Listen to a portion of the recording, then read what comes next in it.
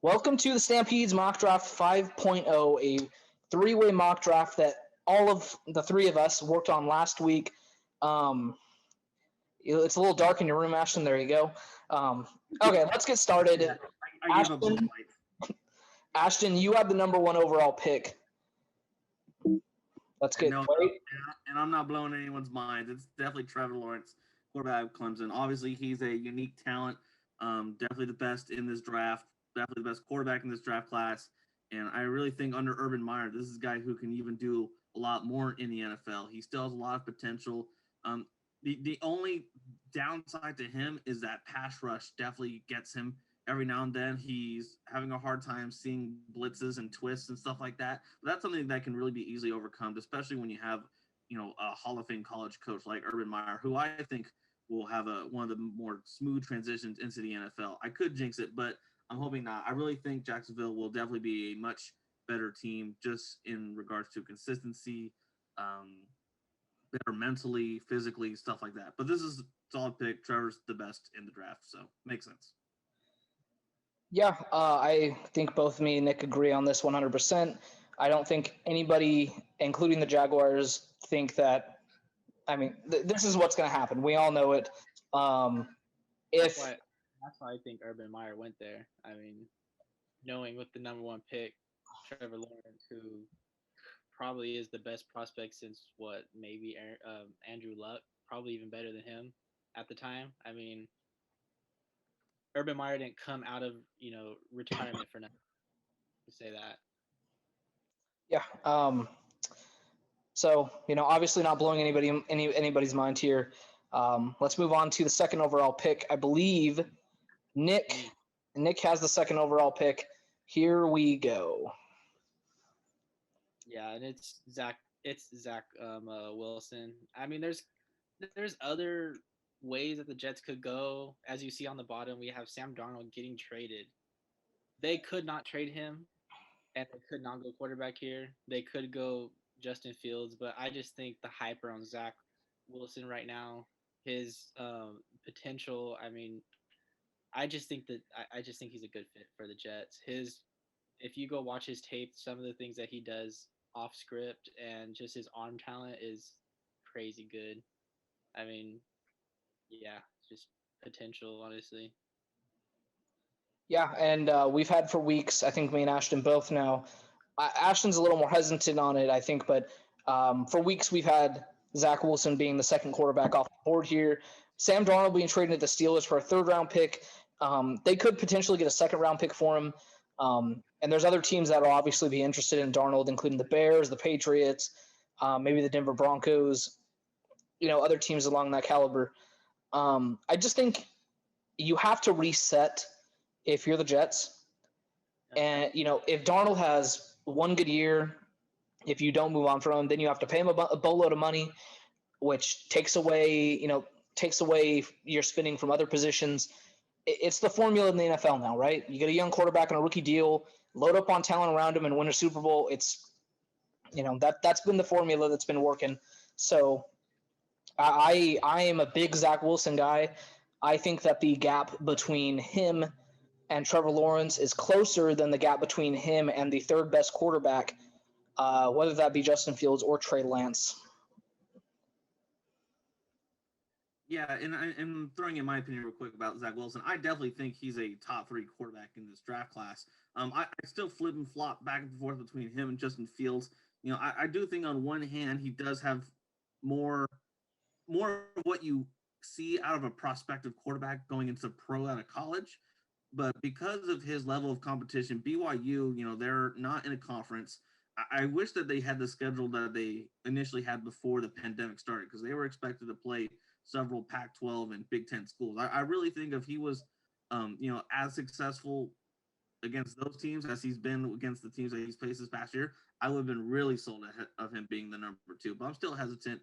Hopefully he'll impress me more when we see more scouts coming to see him, especially whenever BYU has their pro day or whatever it's going to be this year because of the COVID-19 pandemic. But I still think he's a top quarterback, and it wouldn't blow me away if the Jets didn't get him or did get him. All right, moving on to the first, I think, surprise of the draft. I I held the cards for the Dolphins, and I decided that this was the best place for a Deshaun Watson trade. We've been talking about it for weeks now. It's the only thing that anybody's been talking about in the sports world. So the reason I have Deshaun Watson getting traded to the Miami Dolphins is because I think they have the most to offer. They're the most realistic option. They have multiple first-round picks in this draft. I believe they have multiple first-round picks in the next draft. So you can give all that up, and you can give the Texans a franchise quarterback, potentially franchise quarterback, in Tua Tagovailoa. And so, yeah, now the Houston Texans own the number 3 overall pick, our first trade of the mock draft, and I have them selecting the best wide receiver in the draft, Jamar Chase. Obviously, Penei Sewell was in contention here, but I just think that you're going to lose Will Fuller in free agency. You're going to lose they've lost a lot. I mean, they're losing another receiver in free agency. I don't remember what his name is. Name escapes me. Regardless, you have a depleted receiving core now, and you need to help Tua all you can. You can get potential tackle later in the rounds, and this is Jamar Chase, the best wide receiver prospect I have ever seen. So I'm going Jamar Chase here. Yeah, I don't think there's very much to say about it. I mean, I guess the Deshaun Watson part. I mean, you put Deshaun Watson into Miami, they're a Super Bowl contender. I mean, their defense is for real. They're a quarterback, like a Deshaun quarterback away from it. So that it makes sense. And just Jamar Chase is, I mean, if you watched what he did at the LSU, I mean, I didn't think he was as fast as he was. And then I watched tape and he was blowing by guys. Like, I always thought he was just a contested catch, like that type of. No, he's not. He's probably a 4.4. I wouldn't be shocked if he ran high 4.3s. He's really, really fast. So I mean, and he's been getting ready for the draft for an entire year now. So I wouldn't be shocked if he's even better. Yeah, I like this move as well. The Texans, they definitely need to do some big changes and make some type of big blockbuster offseason move if they plan on even having a competable franchise just within the next decade. It's such a big mess that Bill O'Brien made. So it makes sense for them to just go ahead and try and get the best players that they can get somewhere in that top 10 pick of the draft. Giving away Deshaun Watson just makes sense, especially since, again, he does not want to play there. He's already said that 2-3 times. He has no plans of playing it down for Houston. Dolphins and the Niners, I believe, are the top 2 teams in regards to who the Texans will talk to about making a trade, but Dolphins definitely makes sense, especially since they have the younger, more prospective quarterback that already has a year under his belt. All right, moving on. Also, Bill O'Brien gets a lot of hate, and rightfully so. The owner for the Texans made this mess as well. He is probably the worst owner in sports, regardless. So let's just move on. Maybe we'll talk about the owner and all his antics in a future episode. Maybe a shock to some people, but I believe this was Ashton's pick, really his first pick, because I mean, Trevor Lawrence is kind of like the default, right? So at number 1. Yeah. So, Ashton, go ahead and give your thoughts on Kyle Pitts, the tight end out of Florida, to the Falcons. Yeah, this was an interesting pick. And, Ryan, I like how you added those quotations to tight end because really Kyle Pitts is a really unique athlete. He's definitely a freak of nature. You know, right now the closest thing that we really compare him to anyway we're seeing in the NFL is Darren Waller because of his unique size and speed. But really Kyle Pitts, because he's younger, because he's been dominating the way he has with his size at Florida, he's definitely a top first-round draft pick. There's already a lot of talk saying that Kyle Pitts is going to be the highest drafted tight end since the NFL merger, which was back in 1970. He has a lot to offer for Atlanta. And I think if you're the Falcons, if you're planning on having an offense that's going to be more run heavy, especially with a head coach who was the OC of the Tennessee Titans, you got to have a guy who can complement both the run and pass game. His size for blocking is going to be great, and his size is even greater with his speed going downfield, being a deep threat, being basically uncoverable. And I think that's somebody that Matt Ryan's going to definitely like to have, especially if he's going to be lining up with Julio Jones every play. Obviously a quarterback may be in play here, but in this draft we decided to go a different way. Look, if you're not going to go quarterback here and you're going to stick it out with Matt Ryan for a few more years, there's two ways you can go. You could either load up the offense and have offense score, the average 35 points a game, which is how the NFL kind of works this way, or you compare like a Micah Parsons with a who's their linebacker? Deion Jones, right? You compare Michael Vin Beasley? No. Vic Beasley's not on their team anymore, Ashton. Oh, he's not? Okay. No, I don't know where Vic Beasley's at. The point is, they have a terrible defense, so you could either, get Patrick Surtain here, Micah Parsons, or you could do what I think a lot of the analytics community would like to happen and choose Kyle Pitts. I love the pick if you're not going to go quarterback. So, yeah, I mean, definitely Justin Fields is in play here because he's from Georgia. I mean, it's like the hometown kid coming back. But I mean, I've seen reports come out that the way that Matt Ryan's contract is, they can't really get out of it yet. So they're probably gonna have to stick with him anyways. And why not, give him Kyle Pitts? I mean, you have Calvin Ridley, you have Julio Jones, and why not just give him Kyle Pitts? I mean, that offense can be lethal. And as we've seen, if your defense can just be serviceable, you can make it all the way. I mean, the Chiefs, their defense, I'm not saying that they were bad, but that their offense is where everything's at. So as you've seen that, the NFL is kind of shifting a little bit. So, give them Kyle Pitts, who is probably the best playmaker in this draft, and we'll see what they can, come up with. I saw reports that some teams didn't have Kyle Pitts as their number one tight end, and that's because they had him as their number one receiver. So, and I mean, if you want to play him at receiver, he could easily be a receiver. You could you'll play him very similarly to how you play a Darren Waller or an Evan Ingram who plays for the Giants right now. Yeah. Well, was like Chase Claypool coming out last year. I mean, Chase Claypool isn't the fastest guy. He's really tall. He's like a freak, and you saw him this year. He balled out this year. So, I think he's kind of in that. He's not a tight end, but he is a tight end. Like we'll see how they use him, but this would be very interesting to see him on the Falcons. He's comparable to Chase Claypool in his size and ability to out jump people, but I mean Kyle Pitts is going to run like a 4.39 probably. So yeah, he's fast. Ashton, anything you want to add on your first real draft pick before we move on to another big shock of the draft? Just that it'd be interesting to see how high Kyle Pitts goes. I really think he's a special, one-of-a-kind talent, and to see a tight end go that high in the draft would definitely be historical. And best of luck to Matt Ryan, assuming he's going to once again play another year with Atlanta. All right, here's the first shock. Well, not really the first shock, but one of the shocks of the mock draft we have. I don't remember who was this your pick, Nick? Yeah, so technically both these picks are mine. So the Bengals was my pick and the Panthers are my pick too, later on.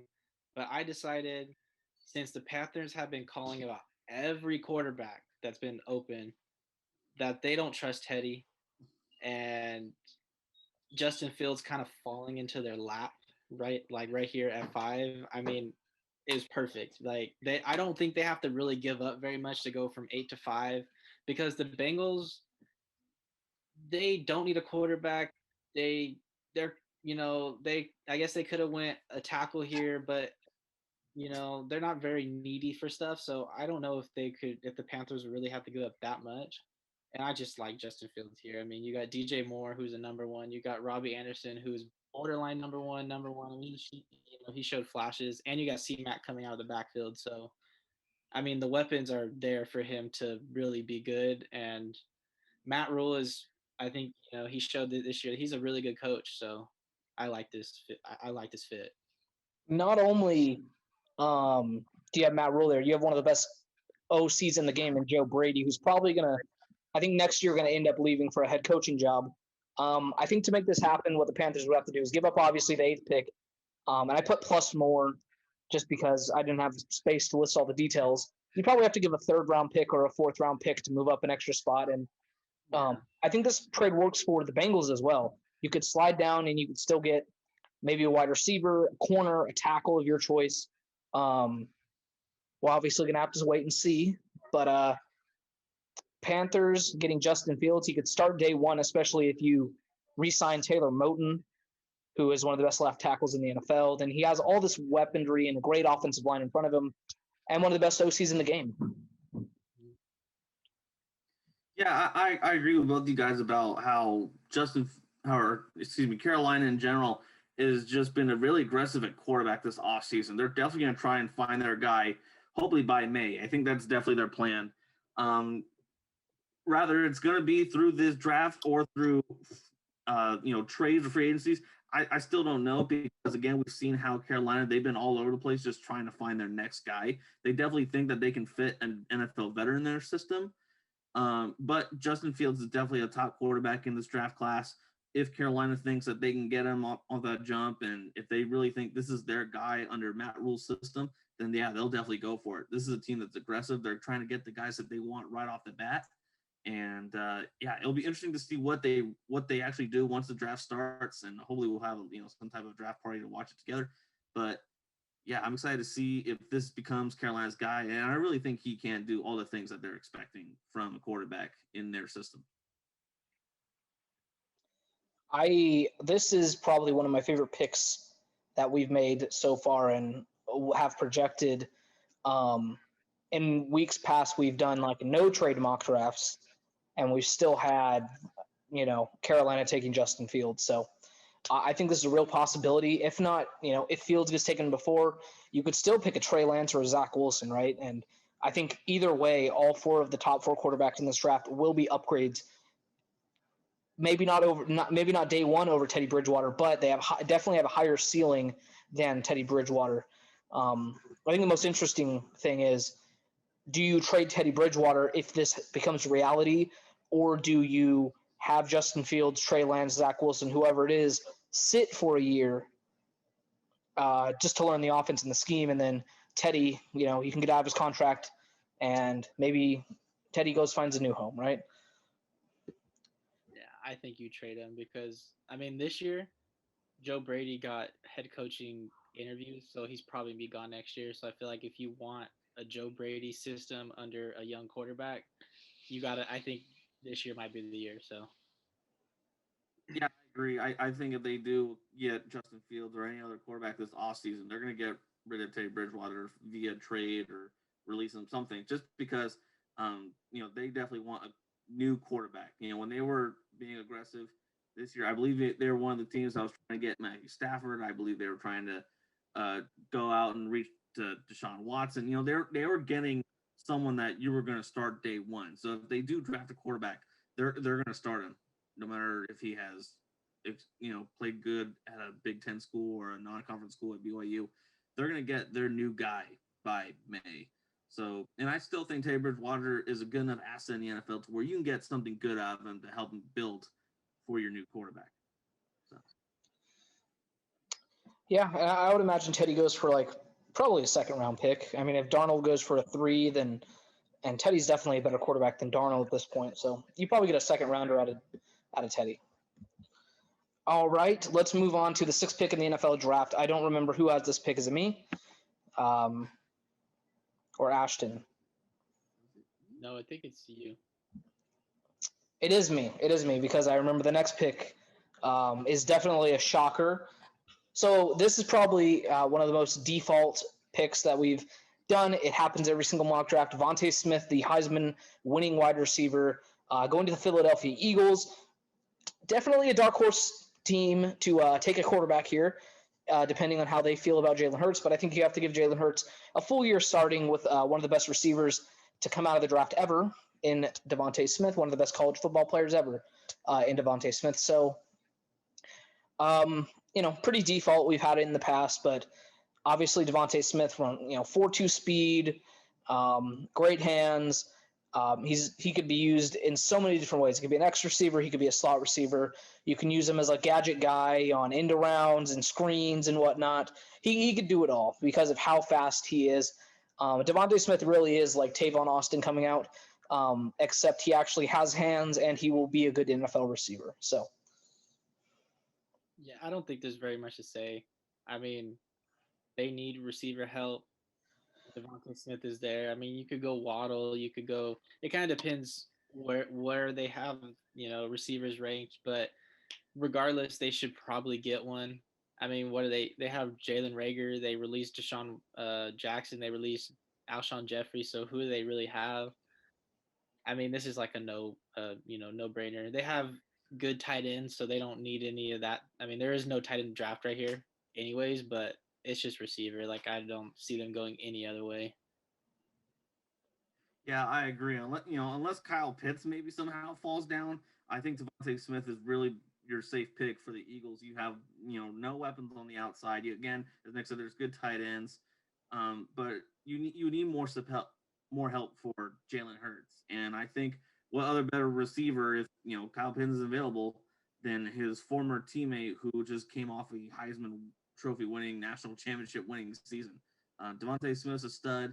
He can do all the right things. He's a good route runner. He's fast. He's got good hands.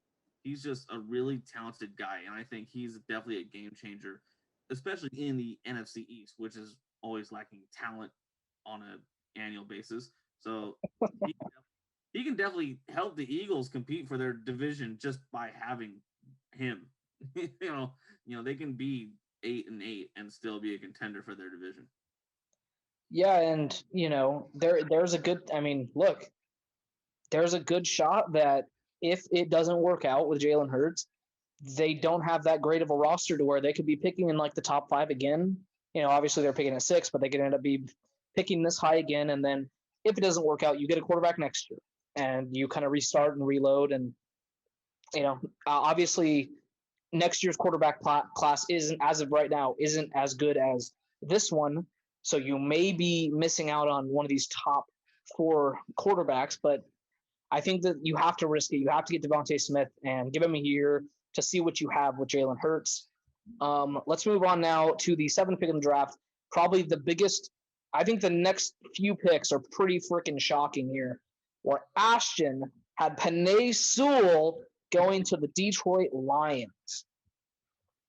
Yeah, this was an interesting pick, but I really think Penei Sewell is one of the more talented guys in this draft. And even though he's not a flashy player because he plays in the offensive line, what he did as an offensive tackle for Oregon, protecting Justin Herbert for quite a few years, you really think, especially since you just got a new quarterback, Jared Goff, via trade with the Rams, you want this guy to be protected. And this is a guy who's not going to be, I don't think, used to the physicality of Detroit's offense, let alone their entire psychological culture, especially under their new head coach who's been saying unique, very high masculinity things in these last few days. So it just makes sense, in my opinion, for them to get a big, physical, but also very talented guy. They're a team that could definitely use some support, not only in the run and passing game. And he's just a special player who's going to really be protecting Jared Goff, who is already fragile as it is with 9 fingers. Look, the more I sat about it and thought about it after this pick was made, the more of a, with the way the board has fallen, if he's available at pick 7, I actually really, really like this pick. Obviously, Detroit does have good tackles, but one of those guys can move into guard because neither of them are going to be as good as Penei Sewell. And honestly, you could cut ties with one of them and save a lot of money. You could trade. You could probably get a first-round pick out of either tackle. Their names are escaping me right now, but I know they're good, solid players. And obviously, tackles, good tackles are a rarity in the NFL, and it would be such a Detroit Lions pick to go with the big, physical offensive lineman. You talked about the new coach, a big physical offensive lineman. I fully expect the Lions to franchise tag Kenny Golladay. So I do believe he will be a Lion next year, unfortunately for him. But then that kind of takes care of your receiver need. Maybe you can make some moves in the second round to get another one, because it's such a deep receiver class, as we keep saying. Penei Sewell, he might end up being, when this is all said and done, my number one player in the entire class. So, yeah, I mean, I like this pick. I don't really know who else could have. I mean, I guess they could have went corner, but they went Jeff Okudah last year. He didn't play very good, but he was a rookie. You got to give him time to grow. So I don't know if they really go corner. I mean, there's Micah Parsons.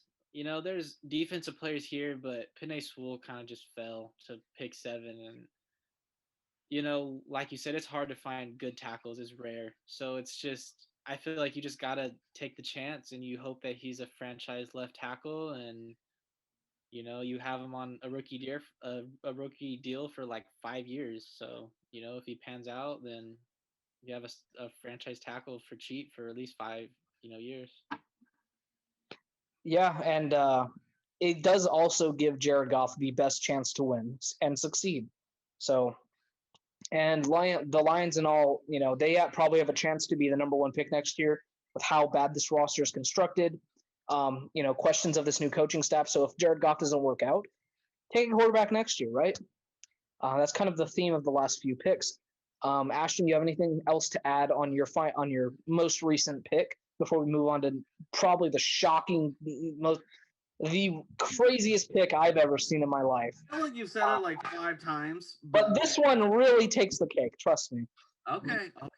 I'm gonna start counting how many times you do this from now to the end of this round. But the only thing I'll say is that, again, I do agree with you, Ryan, that Detroit is definitely a team that always can afford an experimental year, just because they're already going to be last place in their division. Chicago's a better team, Minnesota's a better team, Green Bay's a better team. So you only have so much to lose anyway. So you might as well just go ahead and get the right pieces in for cheap. And then when you do have a top 5 draft pick, rather it's 1 or 5 or whatever, and also some extra salary space money, then you can all of a sudden get aggressive and try and compete in your division, let alone try and get to the playoffs a later time. But I think just Penei Sewell is a safe pick, definitely the best player available, and just some guy that you need to just kind of help make sure Jared Goff doesn't lose another thumb or pinky or whatever he lost last year. All right. Moving on from future Hall of Famer Penei Sewell, we have Nick with the Bengals pick, shocking the world by not taking a receiver or a tackle and going Caleb Farley out of Virginia Tech. Okay, so I originally wanted Penei Sewell here. That's who the Bengals, going from 5 to 8, getting extra picks, but still getting their guy. But Ashton took him, so I was like, let me, mix it up. Caleb Farley is probably one of the biggest risers this year. I mean, he's long, lanky, fast. I mean, if you really think about it, he's kind of what teams want in a corner nowadays. When Seattle did their LOB thing and everyone was like, "Oh, we want these long, lanky corners." Well, he kind of fits that, like long, lanky, fast corners, And I just, I watched his tape and I think he's gonna be a really good corner in this league. And you're gonna be playing teams like the Steelers, who like to just throw the ball like 50 times, even though Big Ben's 40 years old, they still do it. You got Lamar Jackson, who on good days he can throw, but at least he'll shut down receivers. And then you have the Browns, who surprisingly showed when they want to, they can throw the ball, on you. And I don't know. I just like this pick. I think that the Bengals, they could go a lot of ways here. They can go Micah Parsons. I thought about everyone, but I don't know. I think he's going to be a really good corner, and I think he just fits them. Obviously, William Jackson being free agent, I think we all think that William Jackson will re-sign with the Bengals. I know that me and Nick do. I can't speak for Ashton. We were talking about it today. William Jackson obviously being a number one corner. You have Jesse Bates, who's probably the best safety in the NFL, IMO. You just add another valuable piece to your secondary. And, we've seen in the past, you look at Miami, you look at the Patriots. If you have a good secondary, you don't have to have the greatest pass rush in the world. And look, they can take care of the offensive line in free agency.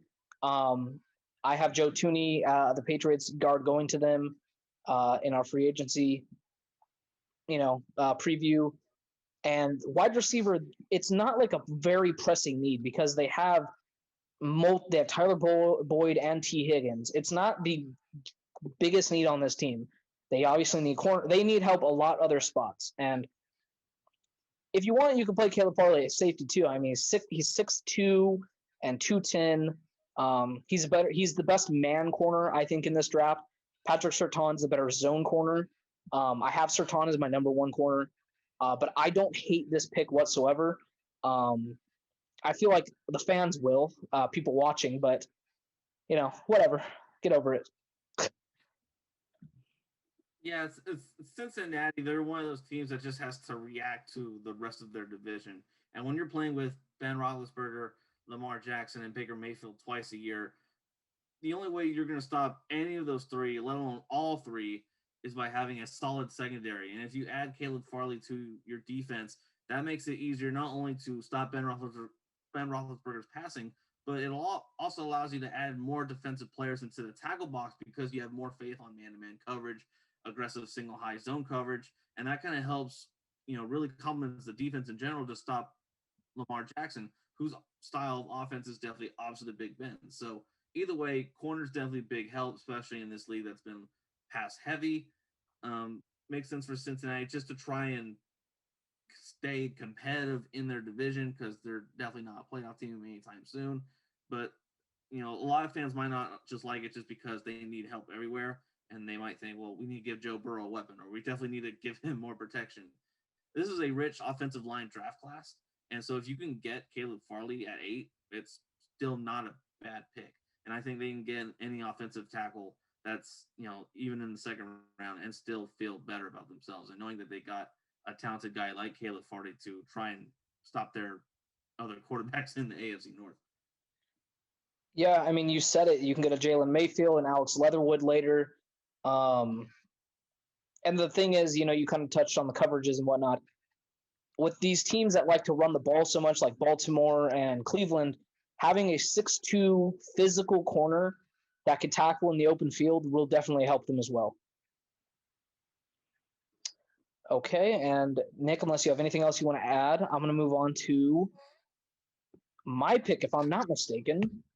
The Denver Broncos, my favorite team. Nick, don't point out that thing hanging over your right shoulder. Painful. Nothing but pain. I have Denver Broncos getting Patrick Surtain, the cornerback out of Alabama, the best zone coverage corner in this draft. This pick has changed for me, but we'll talk about that in a future mock draft. There's a player that, I talked to Nick about it, that I would prefer the Broncos to take here at 9. But if they came away with Patrick Surtain, I wouldn't be mad. They desperately need corner. They cut A.J. Bouye. Their best corner is Michael Ojemudia, who was like a 3rd or 4th round pick last year. And he's a number 2 corner at best. So you got to get a number 1 corner in here. Sucks for the Cowboys in the next pick. They're kind of missing out on a corner that they desperately need. But the Broncos taking Patrick Surtain, who is not as physical as Caleb Farley, but he's more of a finesse type of corner. I like the pick. I think Patrick Surtain's definitely also a top 3 corner in this draft class. Jace Horn's also available out of South Carolina. But Patrick Surtain is definitely a solid, right off the bat pro corner in my opinion, just because he's, 1, really talented, but 2, he's been playing under Nick Saban for quite a few years, playing at the University of Alabama, which you can argue is the 33rd NFL team.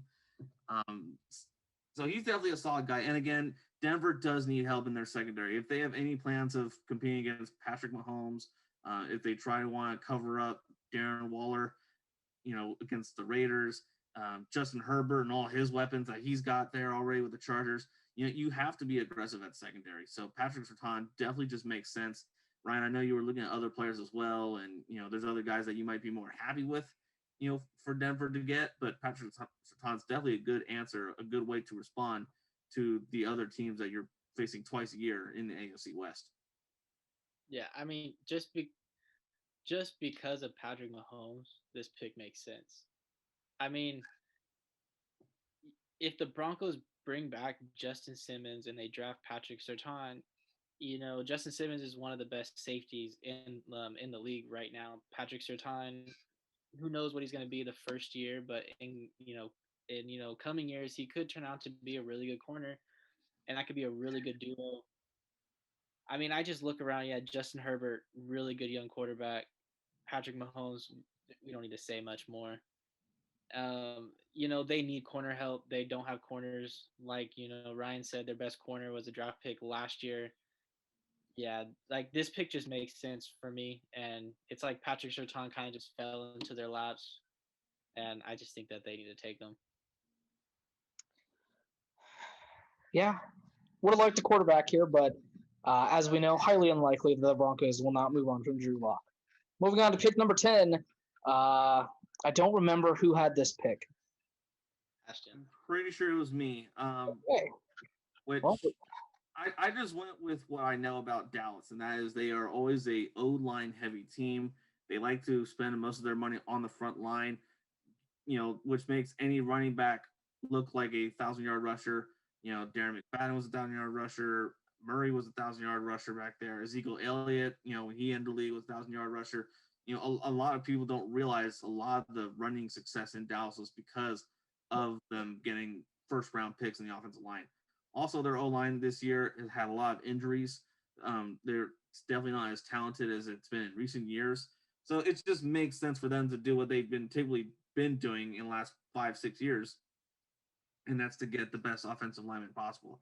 Rashawn Slater, he's definitely a stud at Northwestern, and I really think for him to have that experience playing against solid edge rushers and other defensive linemen in the Big Ten, playing against Ohio State nearly every year, he just makes sense for the Cowboys, especially since they're probably going to re-sign Dak Prescott and need to keep him healthy. Well, it seems like they're going to franchise tag Dak, unfortunately for Dak, which almost guarantees Dak will be on a new team next year. So I'm looking forward to next offseason when he becomes a Denver Bronco. Other than that, Rashawn Slater, some people have Rashawn Slater as the number one tackle in their draft. So it's not, a crazy pick here. The tackle's definitely a need. They have injuries along the offensive line, like you said. I'm kind of just echoing everything you said about why it makes sense. So, it's a perfect fit. He could also move inside the guard if they need him to, if they think Tyron Smith or whoever their other offensive linemen are going to be healthy and they'll be back. But this move allows you to move on from those huge cap hits you have, and you can move on from these guys, trade them, do whatever you got to do. And it gives you more cap space for the defensive side of the ball, which is where Dallas struggles the most, right? So. Yeah, I mean, really Dallas's holes or secondary. I don't know if there's a corner here to reach for at 10. Offensive line is really the only other need, because I believe last year they were pretty banged up, and that offensive line that they drafted, what was it? It was a long time ago. They're already getting up there in age. So this pick just, makes sense. And just like Ryan said, you could trade players, you could cut players, release players that have really big cap hits, and you could slide him right in, and I think he'll do just fine. All right, let's move on to pick number 11, where we have yet another trade. So it was originally my pick. It was the Giants, and Ryan called. I made a little phone call. At pick number 15, I am the GM of the New England Patriots, and I called my good friend Joe Judge as Bill Belichick. See what I did there? There's a little connection there. And I need a quarterback. Cam Newton is not coming back to the Patriots. I don't think he is, but in our free agency preview, I think both me and Nick have Cam leaving New England and going to a different team. So I need to trade up here for arguably the most physically gifted quarterback we've seen in a very long time. A player who's actually pretty similar to Cam Newton coming out of college. Trey Lance, the quarterback out of North Dakota State. The Patriots trading the 15th pick to the Giants, plus more, probably a third or a fourth round pick here. to move up, maybe a future second-round pick. Who knows? Either way, you're coming up to get your guy a quarterback, and it's just scary. Bill Belichick getting a new quarterback, a guy that doesn't have to be picked in the 6th round. So, yeah, Patriots select future Hall of Famer Trey Lance. Yeah, I mean, I like this pick a lot. I think they should win quarterback last year, but for some reason they didn't. They thought Jared Stidham and Cam Newton they could all, but it just didn't work. And I feel like Trey Lance. I feel like you have to jump the next team, which is I believe the Niners, to get him, because I think if not, the Niners will probably draft him. And I think it's a perfect fit. I mean, Trey Lance has got all the tools to be great. And if anyone's gonna get that out of him, it's gonna be Bill Belichick. I mean, Tom Brady, he drafted him with the 6th round, and you see how that turned out. So we'll see what he could do with him. And it looks like a lot of their opt-outs are coming back, so that team is probably gonna be stacked again next year. So they just need receiver help. Watch out, Bills fans. Yeah, I like this pick as well. I think it's going to be weird regardless to see New England actually draft in the top 15, let alone actually use their draft pick in the 1st round. But Trey Lance is just such a stud player. I believe he got what was called the Jerry Rice Player of the Year, which I guess in the FCS level is like their Heisman basically. And he won that as like a freshman. This guy's a stud. He can really throw the ball anywhere. He has good legs, good mobility. He's really a guy that can fit under any system, in my opinion. And I think Bill Belichick, he will definitely use his talents to really help make the perfect team. And we talked about how as long as the defense is healthy and comes back and doesn't choose to opt out, and hopefully COVID doesn't have the impact like it did last year, New England's, right back at it again, competing for the AFC East. This is a team that doesn't plan on tanking. Bill Belichick's not a tanking guy in any way. Even when he joined the New England Patriots, there was already this winning mentality there. They had plans of winning right then and there. And I don't think Bill Belichick has just any plans of just slowing down just because they've already spent quite a bit of money and already won so many Super Bowls. So it just makes sense for them to go ahead and get their next guy, especially at North Dakota State. We've seen how Carson Wentz being drafted out of there. He was really humble about his position, trying just to be a competitive quarterback in the NFL. I really think with Trey Lance, you get kind of that same vibe. I think that at this point, you can make the argument that Trey Lance is a better player coming out than Carson Wentz was. And look, another reason this move makes sense to the Patriots to come up and get Trey Lance is that the Dolphins in their own division just traded for Deshaun Watson. So you need a high-level quarterback to compete with him, Josh Allen, slowly but surely. Who's the last team in their division? Wilson. Yeah, and Zach Wilson now. The AFC East slowly turning into the best division in football, question mark. It's a possibility. All right. Hold on. Just don't forget, as of today, he is 20 years old. So young, dude. Very young. So just, Joe Burrow coming out was at like 23, 24 last year. 23. So he's like 3 years younger than him. So he's not even scratching the surface of what he can be. By the time he gets the second contract, he's going to be, 25 years old? That's unbelievable. Yeah. All right, let's move on to pick number 12, where the San Francisco 49ers, I don't remember who had this pick. Was it me? Yeah, I believe so. Back-to-back picks? Oh, my goodness. All right. I had the 49ers selecting J.C. Horn, the corner out of South Carolina. Most people's consensus, third corner in this draft. They're going to be losing Richard Sherman most likely in free agency because they don't have the cap to sign him. They have to re-sign Trent Williams. And corner was already, even with Richard Sherman, if they were somehow to bring back Richard Sherman, it's still a need because they don't have a number 2 corner. You bring in one of the best corners in the draft and hit send right there. Yeah, I mean, if Trey Lance is here, I think they draft him. If any of the top 4 quarterbacks are here, I think that they draft him. But, as we saw, Trey Lance is gone. Jason Verrett played pretty good for them last year. Oh, I forgot Jason Verrett existed. He's great last year. He is a free agent, though. So I don't know if they bring him back. If they do, then drafting J.C. Horn and Jason Verrett, that's a really good combo.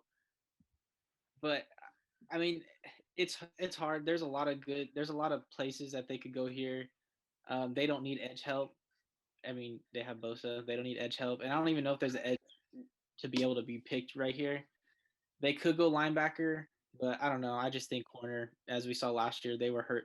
I mean, they were hurts everywhere last year, but their corners were really hurting after their like top two went down. They were really hurting. So J.C. Horn just makes a lot of sense.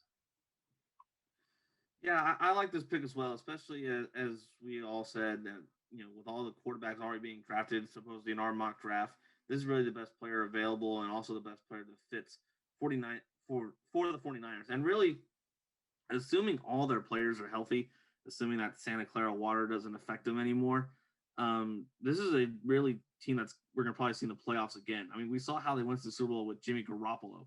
So really, if they don't get their quarterback, if they can just get the right pieces again, replace the guys that they're losing, this is a team that can go back into the playoffs and compete. Will they go back to the Super Bowl? I don't know. I don't really think so. Obviously, Tampa Bay Buccaneers have really shown that they are, arguably the team to beat, especially with Tom Brady kind of leading the offense, being as competitive as he is. Aaron Rodgers will hopefully get more weapons, and Green Bay will be, again, another contender. But this is a good team, and I think they'll get a lot better just by getting J.C. Horn, especially if they're going to be losing some corners and other players in their secondary during free agency. I am definitely buying my 49ers stock. Everyone's down on them now. I think next year we're talking about them being the best team in the NFC, regardless of who their quarterback is. All right, let's move on to the 13th pick in the NFL draft. Samuel Cosmi, offensive tackle out of Texas, going to the LA Chargers. This is Ashton. I think it's Ashton, yeah. Oh, that's right. This was my pick. I just went with the safe pick. I really think the Chargers, again, like the Niners, they actually have a lot of talented players on both sides of the ball. You recently just drafted Justin Herbert out of Oregon. I think here it's just simply making sure he's protected, making sure that he doesn't get a whole lot of pressure. He's playing the Raiders twice a year, which is a team that's going to be reiterating pass rush, especially since they've lacked quite a bit of it, despite the fact that they drafted like 800 defensive linemen. Then you have Kansas City Chiefs, which, again, if you plan on going in a constant shootout with Patrick Mahomes, you better make sure Justin Herbert's comfortable in the pocket and is able to make all the reads he needs to throw that deep ball.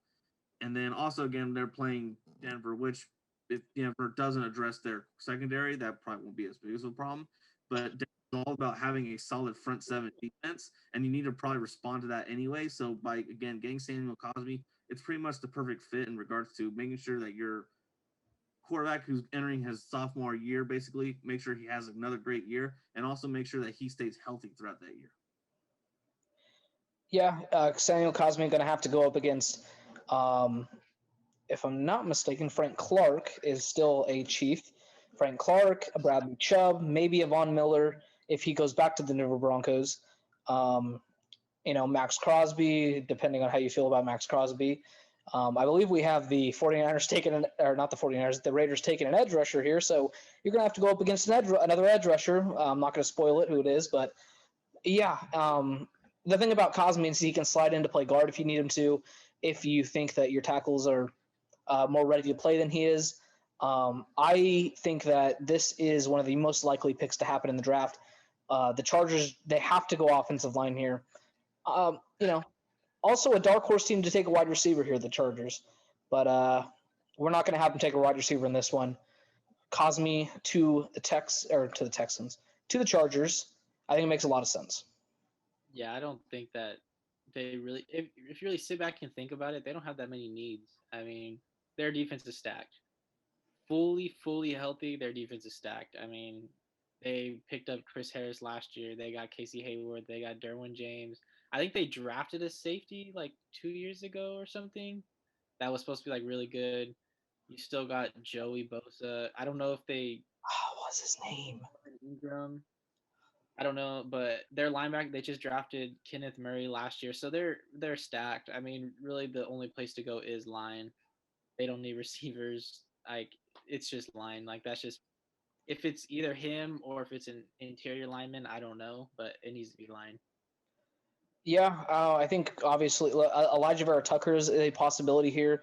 His draft stock is soaring through the roof because of his ability to play all five positions. I thought of the name though. It's Nasir Adderley. Yes. Was the safety. Ashton, any last comments before we move on to pick 14?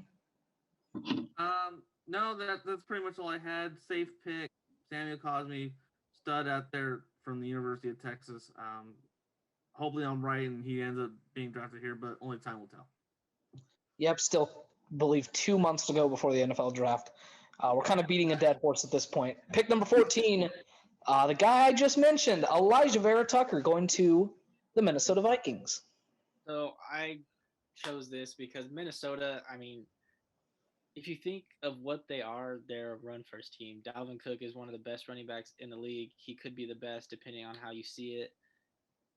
And Tucker just like I guess his tape as guard is unbelievable. They say if he was the guard like at guard he's the best guard in this class. And the Vikings don't have. I mean, they got Justin Jefferson last year. They could go Waddle or something here, but they got Jefferson. Last year they have Adam Thielen. They just released Kyle Rudolph today, but Pitts isn't here, so there's no tight ends to really get. I feel like you just have to go line. I mean, you have to protect Kirk Cousins, and I mean, this is just the safest pick. Yeah, I agree. I think that if they still plan on having Dalvin Cook basically take up 80% of their offensive yardage, especially in the run plays, you just gotta make sure your O line is staying at a competitive level. And Elijah Vera Tucker, he's definitely a solid dude at USC. Not only was he a solid player on the inside blocking defensive linemen and linebackers, but he was also good in protection. Helping Slovis, I believe, the quarterback for USC, who was like a sophomore. He's had a great couple years already at USC because of number 75 right here. So unless Minnesota makes some crazy trade to go up and get a weapon, either like Devonta Adams or Kyle Pitts, this pick just makes the most sense to me. Well, I don't envision them taking Devonte Adams, but Devonte Smith, Devonta Smith. That's what I meant. I'm sorry. No. If they could somehow turn the 14th pick into Devonte Adams, instant Super Bowl contender. Yeah. And again, it was going to be a blockbuster pick. So, I mean, if they get a wide receiver named Devonte, it's obviously probably a solid player anyway because Devonte is also a stud wide receiver. I also think the Vikings are somewhat of a dark horse candidate to trade up for a quarterback. Obviously, if Kirk Cousins, I don't think he's winning a Super Bowl anytime soon. He's one of those mid-tier average quarterbacks, right, around the 15 to 18 range in most people's rankings. So definitely a dark horse team to take a quarterback. Maybe they wait till next year for that, though. All right, let's move on to pick number 15, where the New York Giants have traded down, and they are on the clock. Well, it's me again. This was my pick that I traded to Ryan. Ryan went up, got, Trey Lance. And when I was looking at the picks, Jalen Waddle was actually, I was thinking about picking him at pick 11. So I was like, the Giants need receiver. That's their number one need. So it's a pretty good fit that I moved down 4 spots, got more picks, and still got the guy that I think that the Giants should get. So it's Jalen Waddle. There's nothing else to it. When he was healthy, he was outperforming Devonta Smith. I mean, there's nothing else to it. I mean, he could be the number one receiver in the class, depending on how you look at it, what you want. I mean, at pick 15, this is a very good value pick for them. Look, if you have Jalen Waddle as your number one receiver in this class, I'm not going to fault you, and I don't think it's a crazy thought. There's a reason he kept Devonta Smith off the field. He was the number one receiver. He was outperforming him until he got hurt. He came back and he wanted to play in the national championship game. He played a few snaps. Didn't look very good because the injury was still there, but I think that speaks to the character of Jalen Waddle, him wanting to play through an injury in a championship game. So I think you're getting a high IQ football guy, a guy that wants to play, a guy that will play injured for you. And overall, I think he's a better player than Devonta Smith. So, Yeah, Jalen Waddle is a solid guy, and the fact that he started over Devonta Smith for a handful of years in Alabama, and knowing Devonta Smith ending his senior year as a national champion as well as a Heisman Trophy winner, you got to think of just all the potential that Jalen Waddle has and how well he can be in the NFL, assuming that he fully recovers from his injury, stays healthy, and even being willing to get hurt again in the national championship game when you already know that you're pretty much the heavy favorite, knowing that you could risk a re-injury or compromising yourself into the offseason, knowing that you're about to be a professional athlete and make millions of dollars, coming off as the first round wide receiver. That says a lot, and I really think he'll fit with the New York Giants just fine. They definitely need help at wide receiver. This, in my opinion, is a perfect match. Yeah. All right, let's unless you have anything else you want to add, Nick, we can go ahead and move on. Danny Dimes, baby. Oh God. All right, let's move on to pick number 16. The Arizona Cardinals, probably one of the shockers here of the draft. A running back going in the top 16. This I definitely know was my draft pick. I know that there's a lot of hesitations in regard to getting a running back in the first round, especially since we see a lot of success in the offense kind of being more because of the passing game, having that big arm quarterback, having super fast but good footwork wide receivers.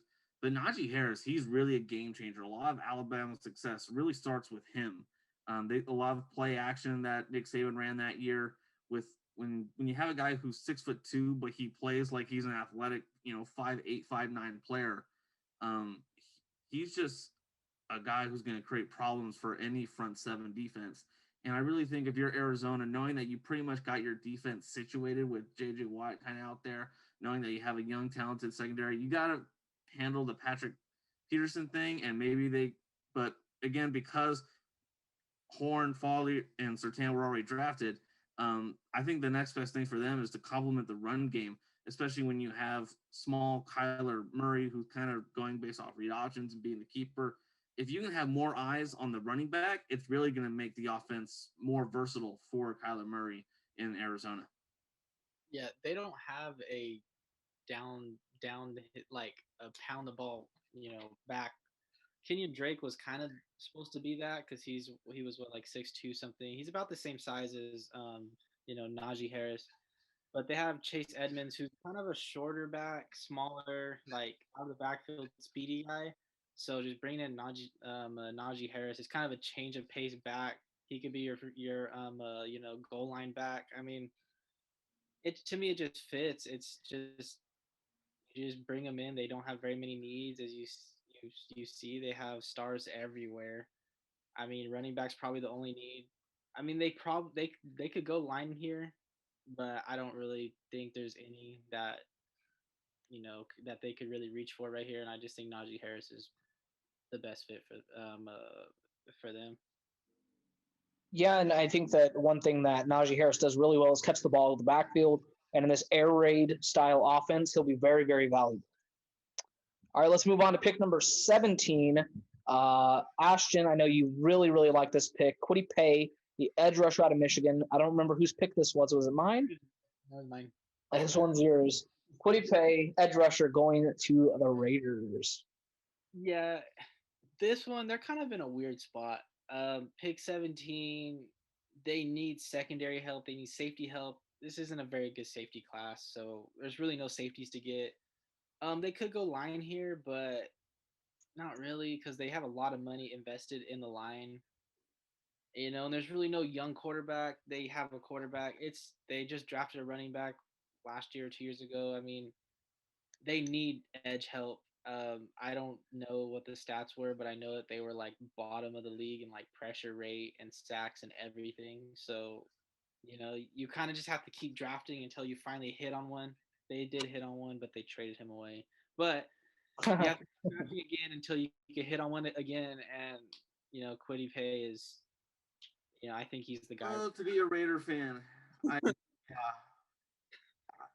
I like the pick so much, Nick, and really I was already pressuring you to kind of make this happen, just because I just want Mike Mayock and John Gruden to admit that they've had quite a few misses in the draft, and I really think Kwity Paye, he is a stud defensive player. He really is going to help with the defense right as soon as he gets into training camp with the Raiders. So we need him, and I think we'll, as you said, try and find a safety elsewhere because this is not really a safety heavy draft class. Yeah, maybe you go the TCU safety in round 2. Some people have him going in the first round. I think that what the Raiders should do here is Micah Parsons is potentially here. So maybe take him and then pursue Von Miller in free agency. If the Broncos decide not to bring Von Miller back, which I think is a very high possibility. Kind of my little offseason plan for the Raiders, bring in Von Miller, try to get Micah Parsons, and if not, Jeremiah Owusu's on the board. But I don't hate taking an edge rusher here. I've spoke about it in the past. I just don't think it'll happen because I think that Mayock and Gruden are really stubborn people, and I don't think they'll admit they're wrong. So, but they should, and they should take Kwity Paye if he's on the board. Most people's number 1 edge in the class. All right, let's move on to pick number 18. Micah Parsons finally off the board with the Dolphins/Texans pick here. This was, moved in the Deshaun Watson trade. I believe I made this pick, if I'm not mistaken. You just, let JJ walk to Arizona, right down the road, right? So you need to bring in a new tone setter defensively. You have absolutely no talent defensively. If you're Houston, you bring in potentially the best defender, best defensive player in this class. I know he has some off-the-field issues. Nick, I know this is one of your guys. He can play stand-up regular linebacker, inside backer. You can move him to outside backer. I think Micah Parsons could play edge rusher if you really needed him to. He is that explosive and gets off the ball that quick. So Micah Parsons going to the Houston Texans, pick 18, part of the Deshaun Watson deal. Yeah, the slide happened because of all the stuff that started to come out. But I kind of went back and started to watch tape. And yeah, he slid down to here, but if we did a mock draft again today, he wouldn't be here. He's just explosive. He makes plays all over the field. At first I was like, the middle linebacker, is kind of fading away and stuff. But honestly, when you watch him, he just makes plays. Like, he's always around the ball. He's causing turnovers, whether that's picks, fumbles, anything like tackles for loss. He's always doing it. And honestly, I feel like if you're gonna build a team, what better? Like, you already have Tua in our mock draft. You have Tua. You don't need a quarterback. You got Laremy Tunsil. You don't need a tackles. You don't. Why not just get? He arguably, when it's all said and done, could be the best player drafted in this draft, if not top 3. I mean, he's that talented. Yeah, I like this draft pick. If Micah Parsons somehow falls this far, I think Houston would definitely be happy to just go ahead and get him. They basically get the next best player available. They're a team that's, again, a mess. Bill O'Brien basically gave up everybody for nothing. And Micah Parsons is a stud. I know there were some off the field things that were discussed on some articles, but I really think because it was fairly 2 or 3 years ago, and depending on if they determine if it was really that serious on the off the field, because it's still, I believe, sort of being investigated. Michael Parsons should still be in the first round. He's definitely able to be a first-round pick. And really, heck, based on the trade situation that Nick created, or maybe Ryan did, I can't remember which of you two did, Houston could really just try and play it safe, get Micah Parsons with the 3rd pick, and then get a receiver with this pick just because it is a receiver-heavy draft class. Yeah, it is. Yeah, I mean, it's not the craziest thing. I just I really think that the Parsons hate has kind of died down, and the Parsons off the field issues have died down. So I fully expect him in 2 weeks when we make another mock draft. I fully expect him to, be a higher pick than this. And honestly, if this was the Dolphins pick, the Dolphins could still take him. They definitely need linebacker help. I mean, honestly, I think if he fell this far in real life, I think someone would have traded up, probably picked 10, 11, 12, and probably got him. I mean, I don't think he really falls to this, but it's just Yeah, I mean, it was just like need. We were going off need, and he's kind of where he fell. All right, ladies and gentlemen, we just took a quick break. I want to make sure everything's recording. It's recording, right, boys? Yep. All right, now let's move on to the 19th pick in the draft. I believe this was my pick. The Washington football team taking Rashad Bateman. I'm right. This is my pick, right? He's Ashton's. Yeah, I'm pretty sure it was mine. Okay, go for it. Yeah, Nick messed up the draft order like 10 times because of all the trades he did. But for Washington, I gave them Rashad Bateman, the wide receiver out of Minnesota. I think he's a stud there too. This is a deep wide receiver draft class, and we saw them just re-sign Heineke. I believe it was to a 2-year deal for I don't know $8 million, I think. So you have the money to get weapons anywhere else. Chase Young still in his rookie contract. They have a solid running back. Their O-line's actually not that bad. I mean, getting better, but I think just based on who's available and the fact that they don't really have a lot of weapons, and that you just re-signed the quarterback, you finally have an identity at quarterback. Go ahead and just give him weapons. Rashad Bateman's a stud. Best of luck to him if he does get drafted here, because Washington's just a unique franchise in general. You never know how good or just average that they'll be. Yeah, you go ahead and pair Rashad Bateman with Terry McLaurin, and hopefully Heineke's your guy. And if not, you bring in another guy. Cam Newton's a free agent, so I think Cam Newton to Washington's a real possibility. Just a quick little preview of our free agent podcast. And Ryan told us a couple of days ago or yesterday that he actually ran a 4.39. He's fast. Yeah, we thought he was a jump ball receiver, but he is not. Fast. All right, let's move on to pick number 20. Christian Darrisaw, offensive tackle out of Virginia Tech, going to the Bears. Okay, so I believe that this is my pick because Ashton and me. Yes. Okay, so yeah. I believe it's my pick, and the Bears' offensive line for the first half the year was really not good. David Montgomery, I believe I saw a stat. It was something like he was getting hit like a yard after the line of scrimmage. Like they were getting no push, and no one knows who their quarterback's going to be. I don't think it's going to be Trubisky. I don't know if I trust Foles. I don't know if they're going to bring someone in new, trade for someone, draft. Who knows? But I just feel like they need an offensive line. They don't really have that many needs. Their defense is actually pretty good. David Montgomery showed that he could be a number one. If they franchise Allen Robinson, have a number one wideout. So I just feel like a tackle here is it's a perfect fit. So I don't know how they have their tackles. It could be someone else, but I'm just going with Christian Darrisaw. Yeah, I like the pick. I mean, the Bears' O-line's definitely not been one of the best, but it's definitely not the entire reason why they've had bad quarterback outings. But it's definitely something that they need to address. And who knows, this could be a way for them to, tell free agency quarterbacks that, hey, if you decide to come play here, we're going to make sure you're protected. And with J.J. Watt going to Arizona is interesting because that really kind of helps increases the chance of maybe Russell Wilson leaving Seattle, just because there's yet to be discussions about them getting a better O-line. Russell Wilson already, well, not him, but his agent has identified 4 teams that he would be willing to be traded for, and one of them was Chicago. So, makes sense to me. Well, I mean, if you can get Russell Wilson, I don't think you have this draft pick right here, the 20th pick. So, I doubt that happens, and I think the world knows that that's probably not an option. But reports to come out, they might stick with Nick Foles. Personally, I wouldn't. I would go after Cam Newton or Alex Smith, just a veteran to kind of stabilize that quarterback position because the defense is ready to win now. Let's move on to pick number 21, where I had Gregory Rousseau, the edge rusher out of Miami, going to the Indianapolis Colts. I believe this was my pick, if I'm not mistaken.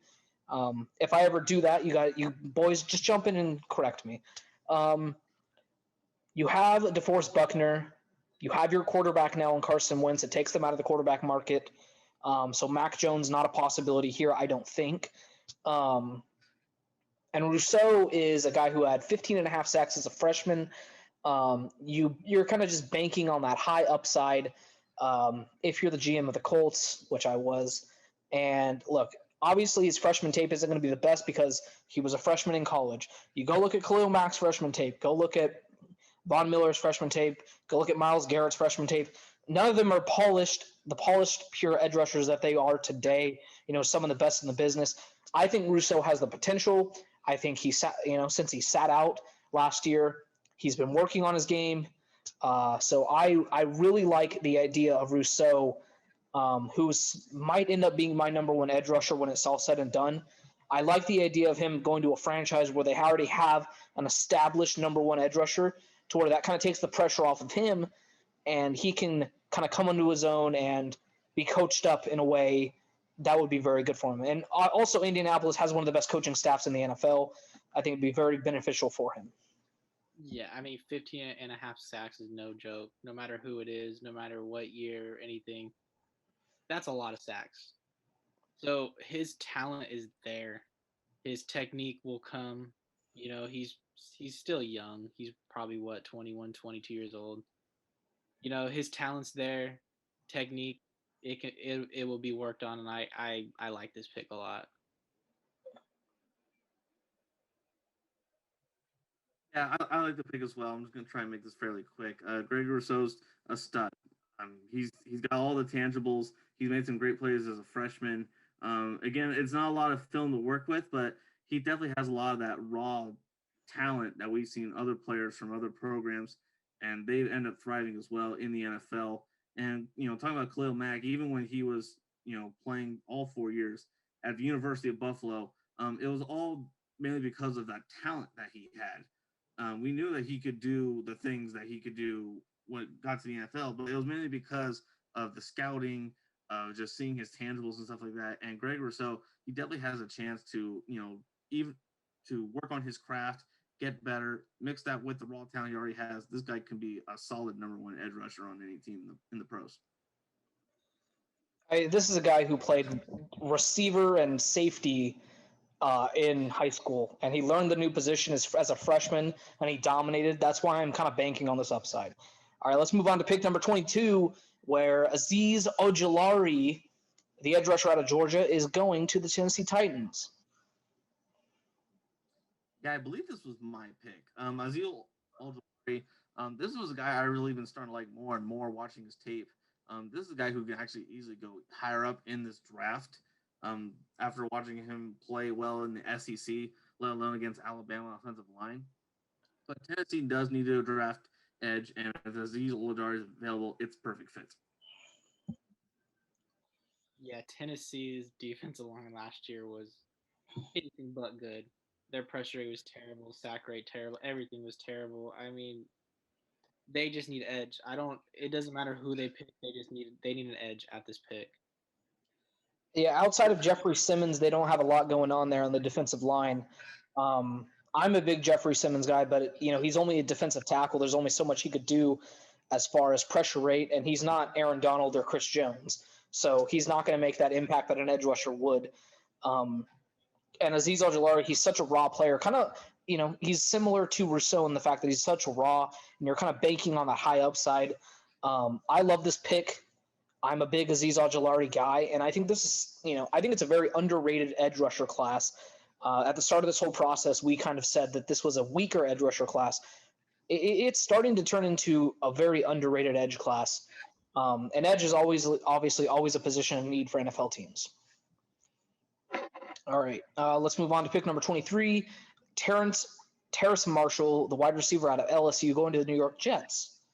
Yeah, so this is my pick, and I had the Jets picking Zach Wilson earlier, and it's just to get on weapons. I mean, I believe the Jets go after offensive linemen in free agency. They have a bunch of money to spend. So I feel like they don't even waste time drafting some. I just think they just go all in and pay them. So I think you just got to get on weapons.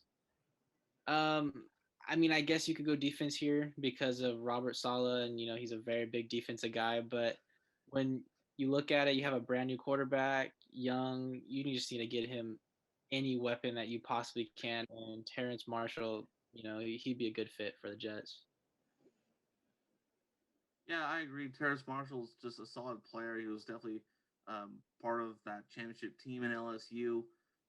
New York, they already got a new quarterback, so you might as well just try and go ahead and give them the next best weapon that's available. And even if they keep Sam Darnold, a weapon's just a need in general when you're this down as a team. Yeah, you have Denzel Mims, Jamison Crowder, and you add Terrence Marshall. That's a pretty decent receiving core overall. So, moving on to pick number 23, Travis Etienne, the Clemson running back, going to the Steelers. It's you, Ryan. Is it me? Yeah, I think it is. No, wow. I don't think it's Ryan because it's a running back. No, it's Ryan. I don't know. This could be my. No, this is me. I remember. In the next mock draft, I'm gonna write down everyone's pick, so we don't have to do this between picks. But regardless, we spent a lot of time putting this mock draft together. If you are new and you're watching this, please do us a favor and do all you can to support us. I'll remind you just again. So I had Etienne going to the Steelers. I just think that there wasn't a player on the board here that I wanted to take, on the offensive line or on the defensive side of the ball. So I just figured just get the best playmaker you can. They obviously don't need wide receiver help. And if you're not going to take a quarterback, which we have Sam Darnold being traded there to the Steelers, just a quick reminder, you add a guy who is a smaller back, but he operates well in space. He's a quicker running back. He's a finesse running back. And the Steelers' offensive line, once they all get back together, all healthy, they can go back to the more dominant play that they were having earlier in the season before they sort of flamed out. It's kind of interesting. Sorry to cut you off. It's kind of interesting that we have these two teams, the Cardinals and the Steelers, taking running backs that kind of flamed out towards the end of the season. I don't know if there's a correlation there, but, He kind of reminds me of like Le'Veon Bell. I mean, Le'Veon Bell is more of a finesse. I mean, Le'Veon Bell, I think, is a little bit bigger than him. But if you really think about how they used him at his prime, he was a finesse, like out of the backfield running back. And I feel like Travis Etienne will kind of just go right into that spot. Like, I feel like that's what they're going to try to do. And I believe Connor is a free agent. So they don't have to re-sign him if they do draft Travis Etienne, or they could sign him and still draft him. But just to throw that out there. But I like this pick. I mean, their defense is good. I mean, their offense line is good, and they have Sam Darnold. And in our mock, they have Sam Darnold. So this is the best player available for them. Yeah, I agree with both you guys. I'm just gonna make this one really quick, but Travis Etienne, to me, because of how well he was. How well he played being part of Clemson's passing games, especially for Trevor Lawrence. I think this is a really good fit for him under the Steelers' offense with Ben Roethlisberger, and also they just need the running back core to be better anyway. And another thing before, sorry, we're obviously trying to speed this up because it's a lengthy podcast, but Clemson's offensive line, it's not like they're the great, like they're not LSU or Alabama's offensive line. It's a pretty average offensive line when you look at it as a whole. And he's going to a team with another average offensive line, and he obviously succeeded in college. He'll do the same in the pros for you. All right, let's move on. Pick number 25, Trevin Jenkins, Oklahoma State tackle, going to the Jacksonville Jaguars here. Now, this I'm pretty sure was my pick. Actually, yes, I do remember. Trevin Jenkins, he's basically the next offensive line that was available based on our mock drafts and the prior selections.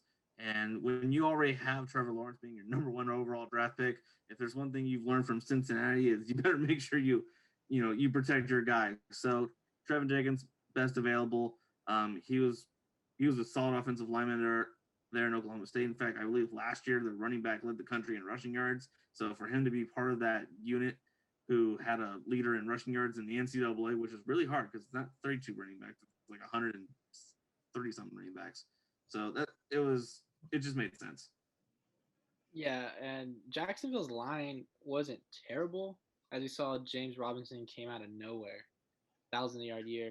But they could always get better, and they weren't the best. So, yeah, you shore up a run game, and you have the number one pick in Trevor Lawrence, so you protect him, and it's best of both worlds.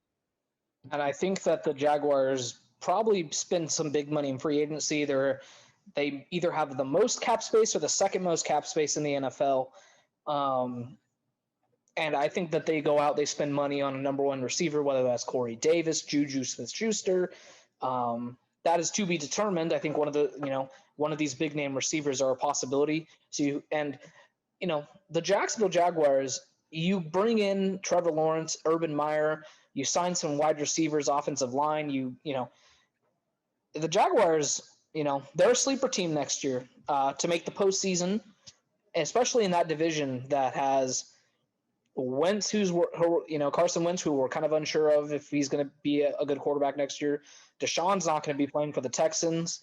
And the Tennessee Titans, who, in all reality, I don't think anybody views them as a serious contender. So, hey, dark horse seem to make the playoffs here if everything comes together this offseason.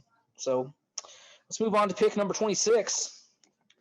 The Alabama defensive tackle Christian Barmore going to the Cleveland Browns. If I'm not mistaken, this was my pick. No, it's mine. This is your pick. Okay. I remember me advocating for this, I think, though. I think I really wanted this to happen. So I was just, when we were doing this, I was looking at the best available players, and it was him, but at the same time, the Browns don't have that many needs. I mean, when you look, their offensive line was like one of, if not the best, so they don't need line. They don't need running backs. They don't obviously need no quarterback. Their defense, when healthy, I mean, all their corners were hurt and their safeties were hurt, and I just think Christian Barmore is just the best player for them that can just be a plug-and-play guy. Like, he will make a difference. He will probably start day one, and it makes the Browns better. Like, this pick will make the Browns better. Yeah, I agree. I think Christian Barmore is definitely one of the more talented defensive tackles. And really, I think this is the first time a defensive tackle has been drafted based on our mock draft picks. So Cleveland's getting a solid guy here in the first round. And to complement that with Myles Garrett would be great success defensively, especially when you're playing against Lamar Jackson and Ben Roethlisberger and Joe Burrow twice a year. Yeah, you think about the running backs in that division: Joe Mixon, Travis Etienne / James Conner, potentially, and then you have Mark Ingram and who'd the Ravens draft last year? J.K. Dobbins, yeah, and Lamar Jackson. I mean, I know he's not a running back, but he runs the ball like one. I don't think Ingram's in Baltimore anymore. I think he's a free agent. That's true. Yeah, I think you're right. Either way, J.K. Dobbins, who's an upgrade over Mark Ingram, and Lamar Jackson. Barmore's the best defensive tackle in this class, which could push him higher up the board to a defensive tackle needy class. There's not a lot of defensive tackles via free agency, and this is such a weak defensive tackle class. He's clear-cut the best one. Barmore could end up being a top 15 pick to a defensive tackle needy team. So let's move on to pick number 27, the Baltimore Ravens taking Joseph Ossai, the edge rusher out of Texas. I am a big Joseph Ossai guy. This was my pick, I believe. It would be a crime if he fell this far to pick number 27. And for the Ravens, who desperately need edge rusher help, Yannick Ngakoue is a free agent, as well as the other edge rusher. His name always escapes me. Well, either way. Bell. Who? What? Was it Cam? I think got Jacksonville. I can't remember. But they got both edge rushers out of Jacksonville. I know that. And they're both free agents, I believe. You're not going to be able to pay both of them. Nick actually has them getting a certain edge rusher in free agency. I'll leave that name unspoken. But, you bring in Joseph Ossai. He's one of these hybrid guys that could play, off-ball outside linebacker in a 3-4, or he could put his hand in the dirt and play 4-3 defensive end. So he is a do-it-all edge player that can work in any system you put him in, which is why I'm so high on him. And for the Ravens, who really like these hybrid edge rushers, they like to draft them and develop them. Ossai, if he lands with the Ravens, I do believe he will be one of the best edge rushers in the NFL day one. Yeah, I don't. Their edge rushers, honestly, watching them play last year, they weren't wrecking havoc to say the least. Like they really weren't. Like they were getting pressure, and it's not like they weren't good, but you can never have too many of them. And it seems like Ngakwe is probably going to leave because he's going to be asking for like top edge rusher money. I believe the other one is Matt Judon. I think they franchise tagged him last year. I don't think they do it again because then he would have to be paid Oh like. no. So that's those are their two starters. So this is just a fit. It's a need, and yeah, I like it. Yeah, I like the pick too. Joseph Asai is, one of the better edge players in this draft class, and Baltimore is all about having a solid front seven and a solid defense in general, and he's really the next best guy defensively. All right, let's move on. Pick number 28. Mac Jones, the quarterback out of Alabama, finally coming off the board. You see a picture of him throwing from the cleanest pocket in the world. Probably throwing a touchdown to Devonta Smith here. Going to the New Orleans Saints. Yeah, I believe this was my pick. And if Mac Jones didn't get drafted here, he was going to be a first-round player. And we know the other teams from 29 to 32, that they got no plans of getting a new quarterback. Mac Jones, to me, is a really polished guy. He really does make some throws. He knows how to make his reads. He's being under Nick Saban's offense, which has changed quite a bit, and still for him to be a consistent player when offenses are changing annually in Alabama because they always have a new offensive coordinator, kind of tells you something. A lot of people are kind of comparing him right now just to AJ McCarron because he's also a former Alabama quarterback that was untouched, having all the weapons he had and the offensive line that protected him for so many years there. But I think Mac Jones is a good fit with New Orleans just because Sean Payton's a really good coach. He's not afraid to develop young quarterbacks. He's had James Winston there at backup. He had Drew Brees when he came off injury, playing for San Diego. He's not afraid to flip quarterbacks. And I think Mac Jones is one of those guys where under a right system, you can flip. Yeah, the Saints right now are in cap hell. They are. So if they happen to lose Jameis, you need a quarterback. And Mac Jones coming in to weapons like Michael Thomas and Alvin Kamara, I mean, it wouldn't be a bad idea. And he's going from one of the most respected, best coaches in college to one of the best, most respected coaches in the NFL. And it could be a smooth transition for him. And I like the fit. I think like if he actually got to play here, I think he could do good. I think this might be the only way that the Saints could get a quarterback because they're in cap hell, like you said, and I don't know if they're going to have the money to re-sign Jameis Winston. You know, Mac Jones is a very interesting prospect. I'm not as high on him as a lot of the media and the national draft analysts are. I think that when you look at a guy like Tua, when in comparison to Mac Jones, they both had probably zero pressures on the year, and they had Heisman winning receiver. Like, your level of competition, your level of play around you really, really matter. You look at the NFL. We saw Case Keenum lead the Saints or lead the Vikings to a playoff win, and he was in the MVP conversation. And he is now the backup for, I think, the Browns. Like, the level of talent around you really, really matters. And there's a case to be made that Mac Jones was a one-hit wonder. He doesn't have a strong arm. I'm just not as high on Mac Jones as other people. But if there is one team that he would succeed in the NFL, it would be the New Orleans Saints. Move on to pick number 29. Rondelle Moore, the wide receiver out of Purdue, going to the Green Bay Packers. This is a no-brainer. They should have picked a wide receiver last year, but for some reason they picked quarterback. I don't know. Even if they sign someone in free agency, it doesn't matter. They still need to go wide out. I don't care what anyone says. Their number twos are not that great. You could always count on Devonta Adams to make the plays, but then their number twos would always have a crucial drop. Alan Lazard, Scantling, like they would always have a drop, like a crucial drop, just some play in the game that kind of shifted it. And so Aaron Rodgers really couldn't rely on them. And I just feel like Rondelle Moore will come in. Will be their second best receiver out there. Maybe they signed someone else, and now they got a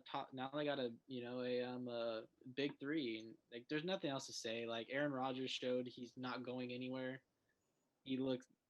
Last year was probably one of his best years he's ever had. So he's not going nowhere. Then they need to get him help.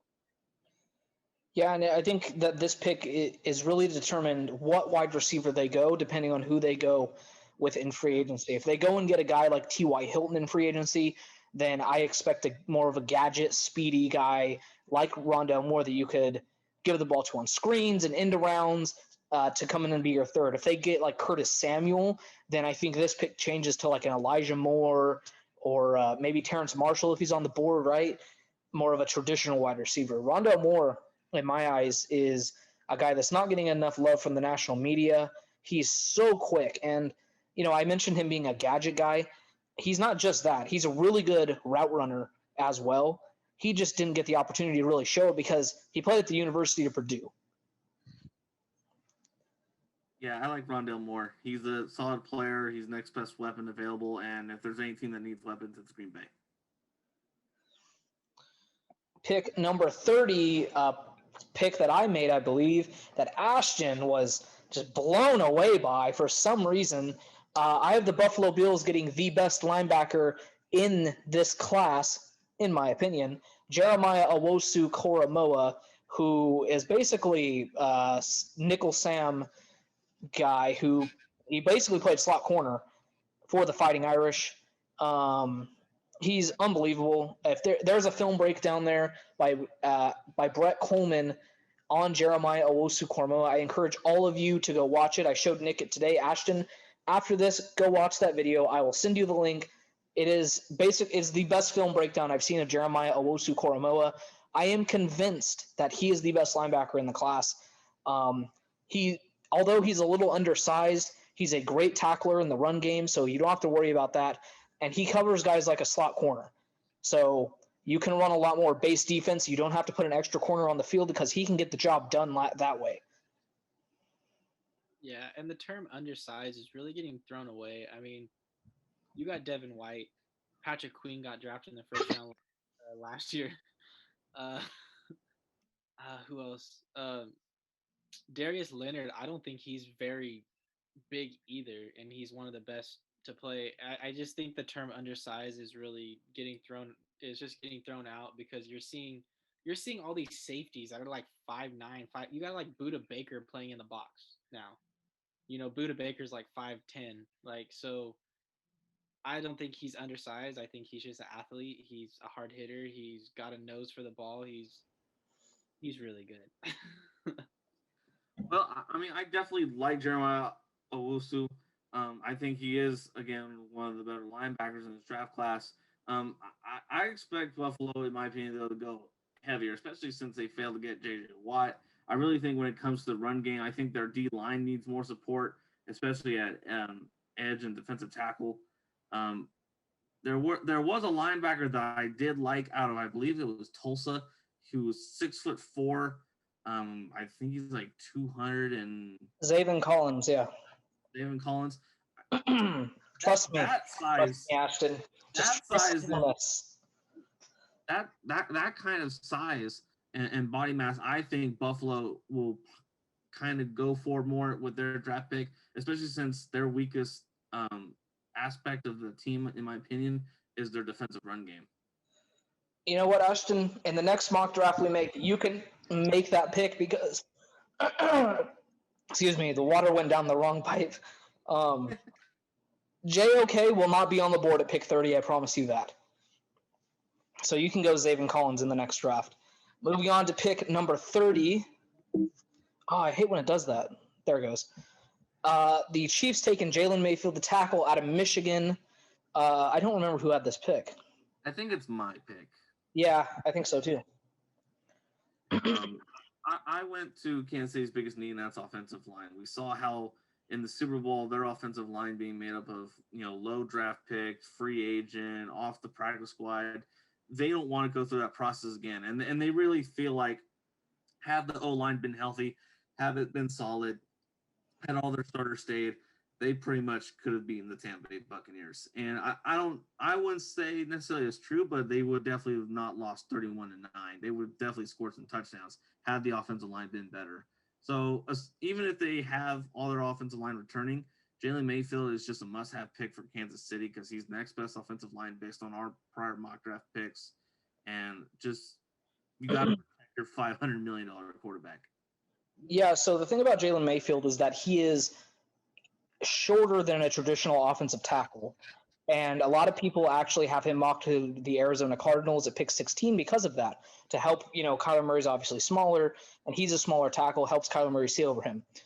If Mayfield falls to pick 31, he could also play because of how undersized he is. His arm length is good enough to be a tackle, don't get me wrong. I know that's a big thing that scouts worry about, arm length for your offensive tackle. If he falls to 31 and the Chiefs pick him, he could slide into guard if you're confident that both of your tackles can come off of their injuries and play healthy, right? If they end up getting hurt again, Mayfield can slide out to offensive tackle and that you're not going to skip a beat. So, yeah, I like this pick. I mean, and honestly, if you trust him, you could probably move off of one-year tackles to save cap. I mean, you got to think about the cap might be in eventually in the next coming years because Mahomes' contract will kind of finally kick in. So he might be a cheaper option, but like Ryan said, you can kick him into guard. I mean, yeah, they needed O-line depth really bad, and it showed. All right, let's move on to the final pick in the NFL draft. Nick Romero is on the clock with the Tampa Bay Bucks. Yeah, there's nothing else to it. They too many edge rushers, and especially since we don't know what's going to happen with Shaq Barrett. I don't know about JPP. I don't know how long his contract is. I think he's still on the team. Like, I don't think he's a free agent, but they could cut him. He's a cut candidate. Never know. Yeah, I mean, you never know what Shaq Barrett. They could franchise tag him again, sign him. I don't know, but you just never have too many edge help. And Todd Bowles loves to blitz. Todd Bowles loves. Yeah, I mean, there's just nothing. Like, there was no one on the board that they really needed. Their line is fine. If a running back slipped, yeah, I could see them maybe drafting like Etienne or Najee Harris if one of them happened to slip this far. But besides that, I think they're fine. This is probably their biggest need. Yeah, IRL, you could definitely see Etienne or Najee Harris falling here. Jalen Phillips, so the story on him, why he is in a UCLA uniform here. He transferred from UCLA to Miami, probably to, because he actually retired from football because he has concussion issues. And as you know, the 32nd overall pick, the Super Bowl contender, it's usually like a luxury pick. A lot of teams go running back here, basically just take a luxury, maybe wide receiver. You could bank on that high upside here with Jalen Phillips. And if for some reason he does not work out and he may be like forced to retire again from football, which is what happened, he has concussion issues. When he's on the field, he would be the number one edge rusher in this class, hands down, if he was on the field. If he stays healthy, like he did at UCLA, it's such a weird timeline. He transfers and then he sits out because of COVID. So we haven't seen him play football in a very long time. But here, if you bank on the upside and he's your number one edge, I'm not going to spite you for it. Yeah, I like this pick as well. Just because Jalen Phillips, he was one of the leading defensive players for the University of Miami. And again, this is a Super Bowl winning team, so they're really trying to just make sure that wherever they do think they're going to have holes this offseason, they can just fill it real quick. Pierre-Paul, he's yet to say if he plans on leaving or retiring, stuff like that. Shaq Barrett's definitely kind of a bit of a toss-up just because he's a more talented player and you might have to pay him. But Tampa, I think they're going to get everything situated, and I think Jalen Phillips under Todd Bowles' defense would be perfect. Yeah, he definitely fits the scheme. All right, ladies and gentlemen, I know this was a longer podcast, but we did add a new person to the podcast, so we kind of wanted to have a big funnel introduction with Nick. And unless you guys have anything else to add, I'm going to call it here for the Stampede. No, I'm good. All right. With that, ladies and gentlemen, thank you so much for listening to the Stampede with my colleagues Nick Romero and Ashton Yanez. We'll see you guys next time.